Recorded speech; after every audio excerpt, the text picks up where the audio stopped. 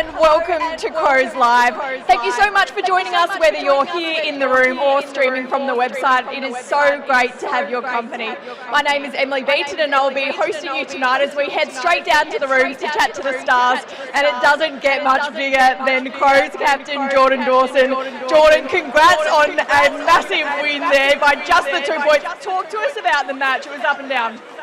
Yeah, we obviously didn't start the way we wanted to, but yeah, it's good to wrestle with momentum back, and it was a bit slippery and average out there, but the boys dug really deep, and yeah, I'm so proud of the group, the way we fight and just keep scrapping, and yeah, we're able to take our moments in the last few minutes and finally get a close win over the Magpies. What do you think the difference has been this year? You seem to always come out on top in these situations when it is so close.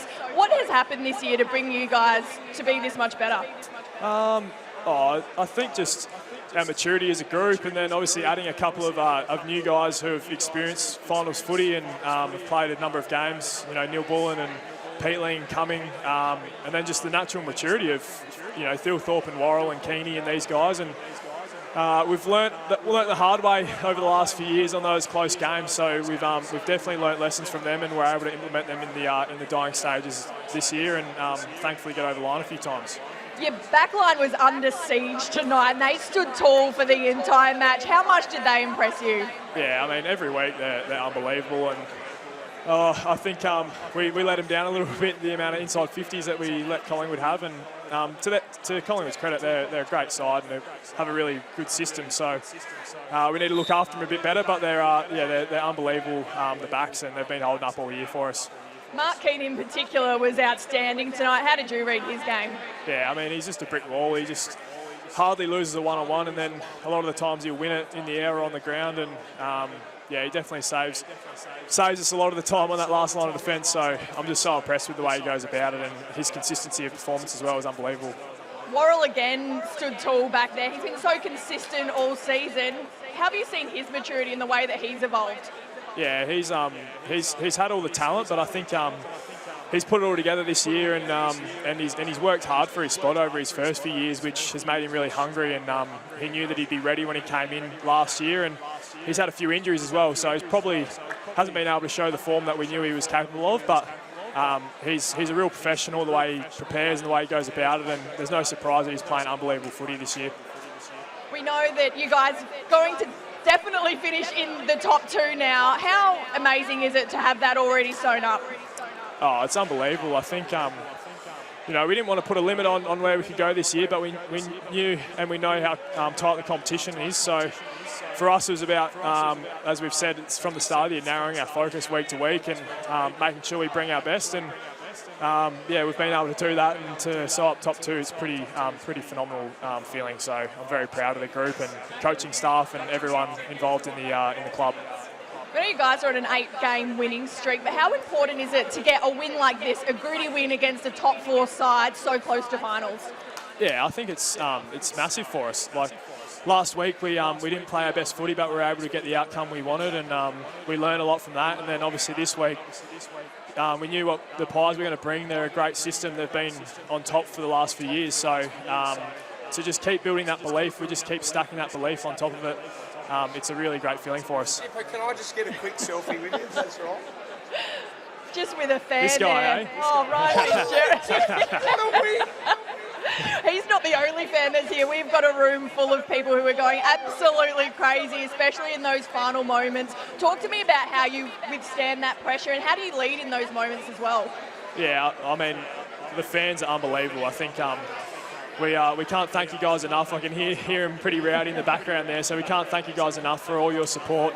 And through the highs and the lows, you've always been there. And since I've been here, we had some tough times early on, but it's great to see you guys start to enjoy a few wins. And we know the season's only just getting started. Next time we're back here, we'll be here for a final, and we'll be ready to go. So we can't thank you guys enough, and it was extremely loud that last couple of minutes, so definitely got us over the line. How much do you think they play a part in getting you over the line? How important is it now knowing that you will be getting to play a home final? Your record here is insane. Yeah, it's unbelievable. I mean, like I said, no matter the weather, the crowd will always rock up, and this year's just been fantastic, and it's nice to be able to repay a bit of the faith that you guys have been able to give us. And yeah, it's pretty exciting that next time we'll be here is for a final, and I absolutely can't wait for it. What were the learnings that you take out of tonight? Obviously you got the win, but it certainly wasn't all your way. What do you take out of tonight? I'm not too sure. We'll chat to Nixie now and just probably go over the game a little bit and just a few areas that we know we need to tidy up. But I think definitely our grit got us over the line, and there'll be a few structural things that we need to work on. But that's a part of every week. We always learn and try and get better. Well, congrats on an amazing win. It was great to watch. Enjoy the win. Thank you, guys. Cheers. And now we're going to watch the dying minutes of the game again. Let's enjoy. Haven't looked like taking a mark inside their forward 50. The man that just keeps on keeping on. Nothing can stop him getting out there for the Magpies. Through 260 games, he can still kick it 50 metres. Can he kick it 55? And they are alive. They are the Magpies. They are on the road. They are away from the comforts of home. But they are a club that never gives in when it's close. They have the will, they have the know-how, they have the means, but can they do it again? It was a clever little toe from side bottom just to get the ball back in the advantage of his teammate. And then, as you said, guys, no marks inside 50, but when you finally do, you've got to kick it on just over the fingertip. You just had a sense that he would kick that, given the context of this game all night. Floodgates have opened. There's been 2 goals kicked in this last quarter. So now do you go back, and how do Collingwood go back and Adelaide go back and get a +1 behind the ball? 5 minutes 40 out of the middle. Dawson with urgency, a renewed. Saligo, Murphy, Keys, Saligo. Free kick. It's a free kick, and it's Collingwood, so they're trying to take the advantage. It's Adelaide. It's against Perryman. It's going to Murphy. Gee, if they had have linked up with that last hand pass, it's running into an open goal. Pressure was good from Collingwood. They'd set up well defensively. Murphy out to Warren. Ignores the shorts. Had an option. Goes long. Phil Ford, yes! He's got it! It was only a matter of time when the big fella was going to clunk one. Look at the Crows fans, they're beside themselves. One-on-one, Jason, no one. He is a cult figure, this man. Can he produce the round-the-corner kick that will send this crowd into a frenzy? He was a hero on the road last week in the final term, but he knows the magnitude of this kick. So much to process. What a mark, what a man. He's a different beast, this guy! There's beauty in that! The Crows by 9. Finally gets a one-on-one inside forward 50. The game didn't allow, both coaches allowed the extra behind the ball, and maybe they're protecting them from this. As soon as he got Darcy Moore side on, he was in the gun position here. Well, in the end, I reckon it's a 1 against 2 because Tex doesn't engage. But in the end, he's got to work Darcy Moore under it and then mark it in front of Billy Frampton. He needs 2 of them. Yeah, Darcy turns, as soon as Darcy turns his back or he gets him side on, he's in the gun position, and then Frampton can't come over the top. It's a big clutch mark and a big moment. It's 9 points. There's time, but gee, goals have been hard to come by. Great centre-bounce clearance. Both teams have won 3 and lost 3 in games this year under 10 points. It rattles around in the middle. Dawson, every kick now, the execution is so important, and it wasn't as much care. Allen straight into it. Dacos' handball is disrupted. Coming, going hard. Quainer to De Goey, to half forward. Or Schiltz! How does a man that size take a virtual uncontested mark inside 50? Oh, he hands it off. He hands it off to Dacos. Nick Dacos! Oh, no! The Dacos difference! It's not a bad option when there's a kick that just has to go through. Give it to the best kick in the Jason, team. you can't. You just can't do that, can you? All of a sudden, they're taking 2 marks inside forward 50. Worrell's been mopping everything up in this last quarter. But he doesn't compete at this one. I don't know if he's waiting for a call or what he's waiting for. Well, this is what happens, right? So you've had support all game. You've had a number to come in behind. Have a look at this give-off. Of 3 spaces just inside forward 50. he kicks it when you can't miss. If you're going to have a chance to win the game, you can't miss him there. And that's what does it. And he handles to the outside, making the angle tougher. What a set about. Dawson's been fantastic in this last quarter as well. Ned Long's got his hands on the foot in a big way. Just his third touch of the final term. What a touch it was. Back to 3. Out to De Goey. Berry sends it to Adelaide's way. They wait for it to bounce. The apprehension grows. Moore, a handball. Beat everyone. Keys, Dacos, Saligo. Back to Dawson, wrong-sided. Handball, Pendlebury. Forward from Cameron. Nick back to Pendlebury. Like two great singers from different decades together. Just centre half forward, it's Elliott. The handball too rapid fire. Crisp hand was held. Kick away McCreary. The South Aussie back home. Dribbles it forward in the pocket. Murray, has he got a clear head? He got a clear handball. He'll pull him to Miller, back to the middle, the heart of the Adelaide Oval, and the heart of his team, Ben Keys. That's a massive moment. Keys knew that he had to get there. A loose ball in the middle of the ground is turnover city. He made the meters up to take the mark. Pressure so high. Pressure on the field. Pressure in the coach's box. Just a long time to wind down 3 minutes. If you get an opportunity to attack and you think you can kick a goal, you've got to take it. Well, they've had spares all night. Now Collingwood just got to close up. This is a good result for the Pies. The lead is 3. Walker's judgment just almost perfect. Head gets thrown back. Umpire's not firing. Dawson, great tackle from Allen. And now the follow-up from Moore and young Ed Allen. Had to wait all night for his opportunity. He's learnt to wait as a young man trying to get into this team. Plenty of time on the clock. You get a feeling Collingwood will get a chance to win this game. Well, Worrell's now gone back and he's spare behind the footy. He's a kick and a half away. You think Collingwood have got to even that up. Jamie Elliott is one-on-one with young Hugh Bond. They've got 2 loose now. Worrell pushes back and makes that a 2-on-1. De Goey to Schultz, batted down. Rankin, Smith. Miller looking for a free. The umpires not convinced. Collingwood thought it could have been even holding the ball. 2 minutes 18. How are you coping? So now De Goey goes down to even up and they drop another one. Adelaide by 3. All the elements of raw, tough, grinding sport. We await the climax. Saligo, Frampton versus Thilthorpe. Still no whistle. Frampton got a fingernail to it. Sometimes that's how close it is. Walker, Darcy Moore, the captain. Down the line.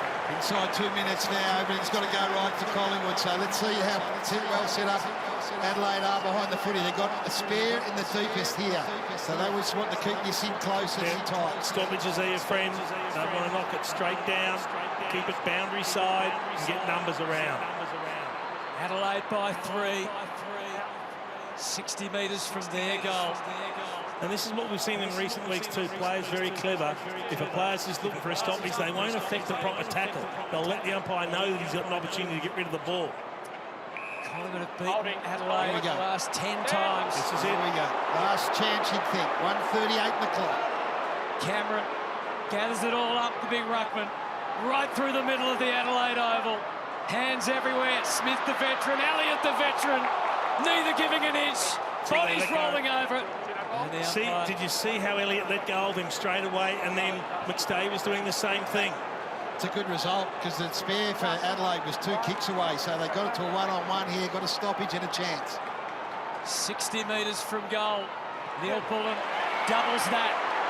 Maybe an Adelaide chance. At minute 17, Frampton, the ex-Crow, secures it to Moore, the captain. 70 seconds left. Schultz was a shot at a fly. He flew. You got to go. Miller down the line. Advantage Adelaide. Over the boundary. 57. Oh, you can't do that. That's a free kick. You cannot do that, That Riley. should be a free kick against.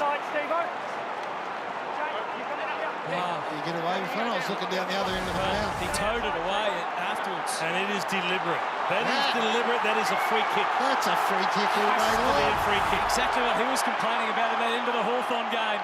Back in motion, grabbed by Pendlebury, sends it forward. 50 seconds. Listen to that roar. Here we On the go. ball. This is it. They'll get a chance here. To go down the line deep. Myercheck, Collingwood's last chance.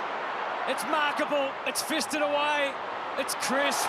It's shut down. Great tackle. Shut down, turn off. So let's watch penalty. Let's watch Dawson organise here. Sweeper deep for the Crows, back in the goal square. 28 seconds. 65 metres. 2 kicks. That wasn't one from Houston. There's one from Pendlebury. Deep. Not quite, Elliott. Still waiting for someone. Anybody. Miller pulled it out of there. Dawson takes the mark. Dawson takes the mark. Collingwood are on the wing without a prayer. And in the city of churches, Adelaide are now waiting for September. A night they'll never forget. Crows Live. I'm now joined by Adelaide great Mark Bickley. Bix, what impressed you most about that? How good was it to rewatch? Well, look, it's just great watching it again, wasn't it? It just, everything was on the line. There was so many moments that if you didn't give your absolute all and wrap up a tackle or put your head over the footy, it could have easily gone down the other end and Collingwood could have scored. But the ability for Adelaide to hold on, and there were so many, for those that might have seen the stats tonight, so many stats were against Adelaide. They had something like 30 less entries, they had 20 less tackles, the clearances were very much in Collingwood's favour, but somehow they found a way to win, which is just quite remarkable. It was incredible. We're going to head straight down to the rooms again where we're joined by Max Michaelani. Max, thanks so much for joining us. How hard was it sitting there watching that one? It was intense.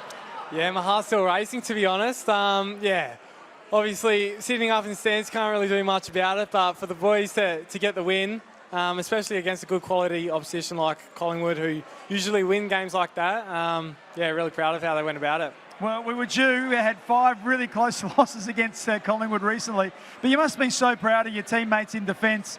Keane, Worrell, Miller must have been amongst our best 3 or 4 players on the ground. They were absolutely outstanding. Yeah, you're right. We definitely were due. And to see those boys' growth, not only just in their game today, but their whole season, really. You know, Keane and Woz, I'm hoping they get All-Australian nods this year. And even boys like Wayne Malera, Hugh Bond, Hingy, Smithy, all those boys. The way that they gelled together today was, yeah, credit to them, and it was a pleasure to watch.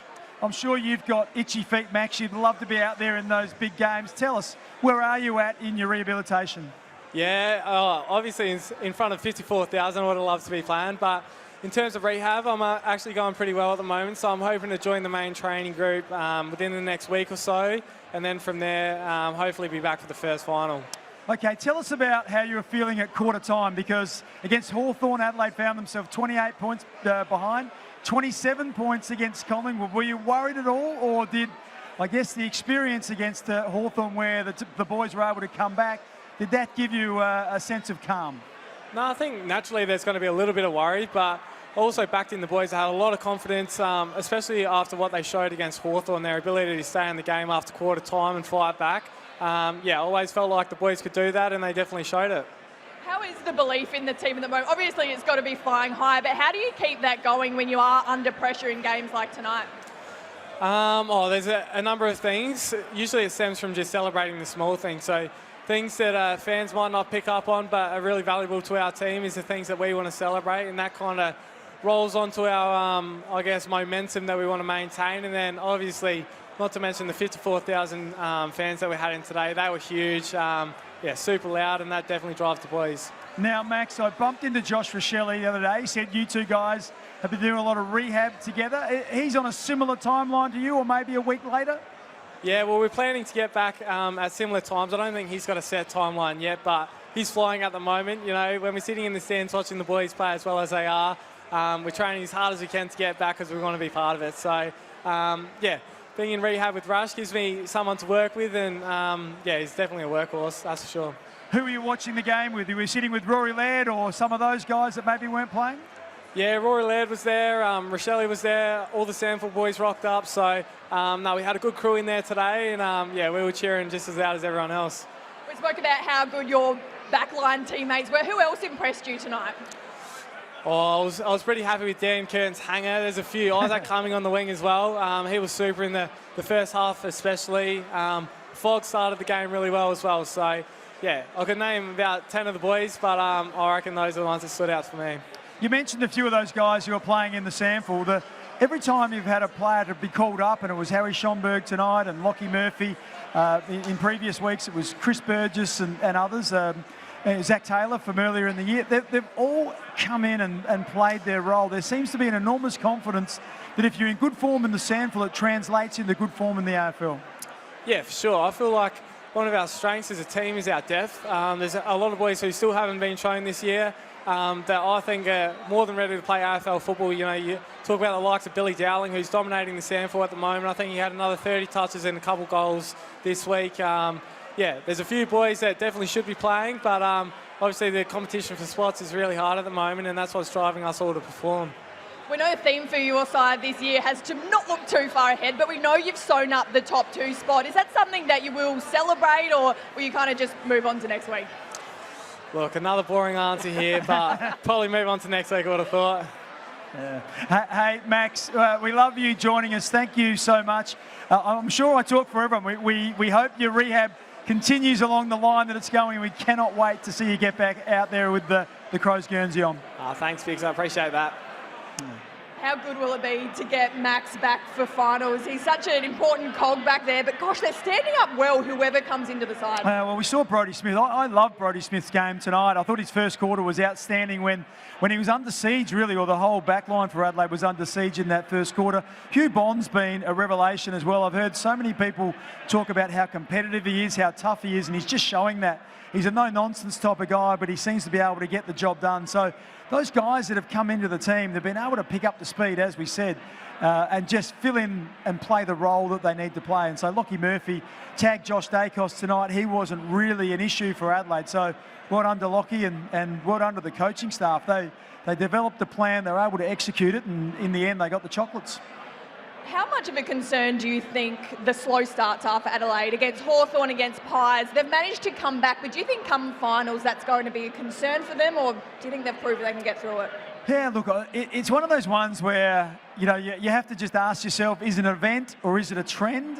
What we've seen is probably 2 out of 3. It's been a quiet start, but then you look at the Hawthorn game, Adelaide kicked 6 goals to nothing in the second quarter. They kicked 5 goals to nothing in the second quarter tonight. So what it probably speaks to is that you're going to have your moments where you're going to dominate in games, and Adelaide at the moment, it's been the first quarter where the opposition have, but they've been mature enough to know that they can get themselves back into the game and they can have their own moments, but it's making sure that when it is your moment, and this was the story of tonight, when they got it inside forward 50, now Adelaide had something like 37 entries, but kicked 9 goals. Collingwood had over 70 entries and kicked 8. So just that efficiency of Adelaide, being able to manufacture high efficiency scoring opportunities has been probably the success story of their whole year. Their forwards are elite and they continue to put the score on the board. Chatting about that, those 70 entries, and yet our backline managed to stand tall the entire night. How much of tonight's win is it credit to them? Yeah, look, they were fantastic, but the other thing that happens is probably the forward line and the back line, they're at the end of the food chain. So if the midfield do their job really well and they put pressure on and the ball that's coming in is long and high or it's not being delivered very well, that really does help the back line. And had the good fortune of having a chat with Josh Worrell yesterday, and he was basically saying that the pressure that blokes like James Peatling and Saligo and Berry, those guys who are so desperate with their tackling and their pressure, it really does make their job easier. And such, similar story in the forward line in that last quarter when Adelaide were getting the ball out of the centre square and getting it down there before Hawthorn get their numbers down just makes it so much easier. We know when you played with that desperation and your work rate was insane, and we're seeing that with the current crop. How hard is it to build that within a team? We can see it in individual players, but how have they managed to get every player on that same page? Well, look, I think I've heard Matthew Nicks for a number of years now talk about being a great teammate and prioritising others, and that's what it's really about. So the midfielders are working really hard to make sure that they're helping out their defenders. And then when the forwards get the opportunity, because the midfield is doing really well, then they want to finish the work to reward the midfielders. And so it's just this contagion that takes over the club. And then you see the excitement when some of the players come up from the sandful. Like Harry Schomburg, it's his first game for the year. And so during the week, you saw when he was announced that he was going to be playing his first game for the year, that the excitement amongst his teammates. So I think that's the thing. There is a genuine connection and a genuine feeling amongst the group, and they all just want to see each other have success. And look, it's been a long time, let's be honest, since Adelaide have really given themselves a chance to win a premiership. In 2017, they couldn't quite get there. And it's been, last century since they won one. And right now, they have given themselves the best chance of what they've had, for a very long time. And as a fan, it's been incredible to watch for all of us here tonight. Thank you so much for joining us, Bix. Congrats to the Crows on that epic 2-point win. Thank you everyone who's been watching here in the room and streaming from the website at home. Enjoy the rest of your night. Welcome to the Crows Show. Yeah, we've got a bit of a philosophy around the Crows way, we call it at the moment. Just had a massive focus on taking the game on a bit more. Welcome to the segment. Mate, this is pretty nice in here, wowee. This is actually really nice. Obviously, we've got some challenges coming up, but yeah, to get a few wins on the board early is really nice. Thanks for joining me, Chelsea. My pleasure. Can't wait to see you back in action later in the year. Thanks for having me on. If they can get enough supply, the Adelaide forward line should kick a big score. Well, now it's time for the 7 News Distant Replay. Let's take a look back at how 7 News covered major moments. Welcome to this week's edition of the Crows Longest Drive competition. Don't forget you can catch the Crows Show right here on 7, 11 a.m. every Sunday morning. Bye for now.